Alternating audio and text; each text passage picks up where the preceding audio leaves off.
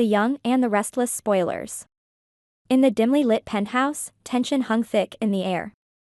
Tucker McCall, the cunning and resourceful businessman, lay sprawled on the sofa, clutching his chest in apparent agony. His assistant had just made a frantic call to Audra Charles, Tucker's fiancée, urging her to come immediately. The urgency in the assistant's voice was palpable, and Audra wasted no time rushing over. As Audra burst through the door, her eyes immediately locked onto Tucker. His face was contorted in pain, but something in his expression gave her pause. She took a deep breath, her initial panic giving way to suspicion. "Stop pretending, Tucker," she snapped. "You think I don't know when you're faking it?" Tucker's eyes flickered with a mix of frustration and genuine discomfort. Audra had always been perceptive, and she had every reason to doubt him.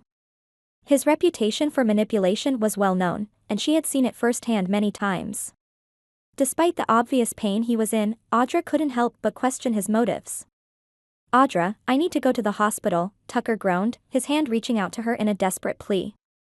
"No," she said firmly, crossing her arms. "Take your medication and rest. Let's see if you're really having a heart attack or just trying to get out of our meeting." Tucker grimaced, trying to sit up but collapsing back onto the sofa. He looked over at his assistant, his voice strained. "Call 911. Audra stepped between them, her gaze icy. "No one is calling 911, she commanded. "I want to know what you're really after, Tucker. You're too crazy and stupid to pull this off." Tucker's mind raced. He knew Audra wouldn't buy his act easily.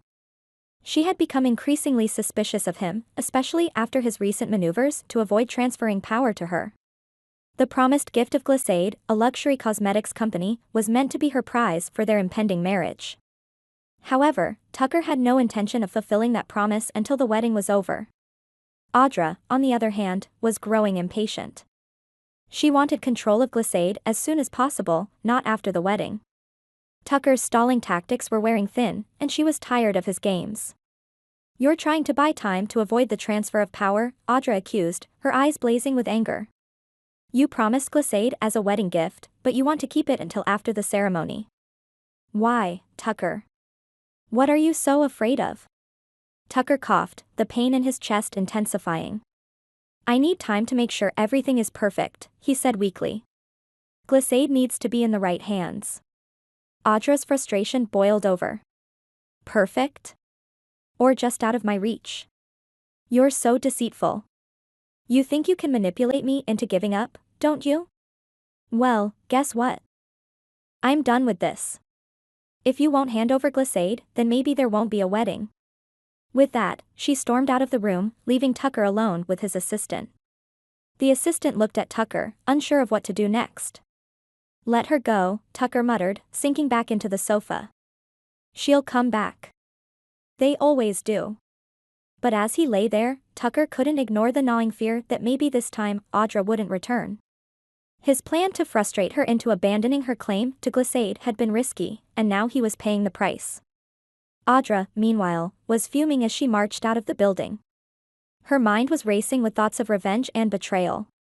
She had genuinely believed in Tucker at one point, but his incessant scheming had eroded any trust she had left. The promise of Glade had been a significant factor in her agreeing to marry him, and now that promise seemed as elusive as ever. As she drove away, Audra's thoughts turned darker. She had her own plans, and Tucker's latest stunt had just pushed her to accelerate them. If Tucker thought he could outmaneuver her, he was sorely mistaken. She would have Glade, one way or another, and Tucker would regret ever trying to deceive her.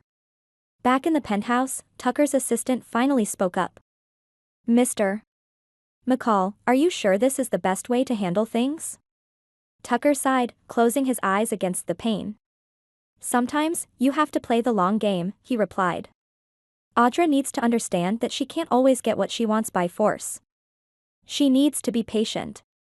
But deep down, Tucker knew he was walking a fine line. Audra was not someone to be underestimated, and his love for her was complicated by the constant power struggle between them. It was a dangerous game, one that could either end in their mutual success or mutual destruction. As the night wore on, Tucker's thoughts drifted to the future. He hoped that Audra would come to see things his way, that she would understand his intentions were ultimately for their benefit. But the doubt lingered, and with it, a growing sense of unease. Love, in their world, was a battlefield, and the stakes had never been higher.